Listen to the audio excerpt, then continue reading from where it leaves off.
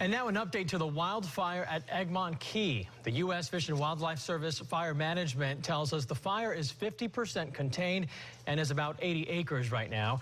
Fish and Wildlife plans to bring up help from the Miami area to fight this fire. And by the end of the day, they could have a crew of up to 30 people out there. We want to go live here to Eagle 8 HD, showing you a nice live picture of Egmont Key. You can see how smoky it is there.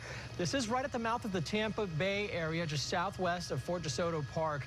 And Chief Photojournalist Paul Lamison is aboard Eagle 8 HD right now. Paul, this is day 2 for you flying near this fire. Set the scene for us. Does it look any different today compared to yesterday?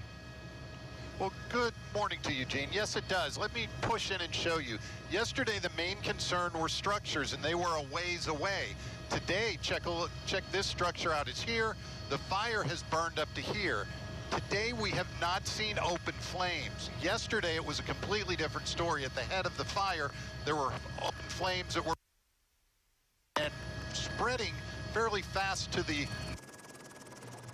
All right, it seems like we've lost Paul's audio there, but from that picture, you could see also the direction of where that smoke was traveling. It looked like the wind was pushing it closer to that building, so definitely a concern. We're going to keep an eye on this. Again, this fire right now about 50% contained. Paul, do we have you now? There were other structures up here that were also threatened. They were able to protect them, and the fire then burned back north all the way to this area. They're saying close to 80 acres, and it's probably about 3/4 of the island have some type of scorch marks on it. And you can see now the fire is still smoldering. Once it gets into this area, it smolders for a while, so they're going to need to get out here to put water on, because in the heat of the day, this fire can rekindle, start up, and continue burning. Okay. Back to you, Gene.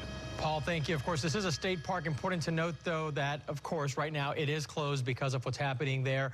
Paul Lamison reporting live from Eagle 8 HD over Egmont Key. Paul, thanks.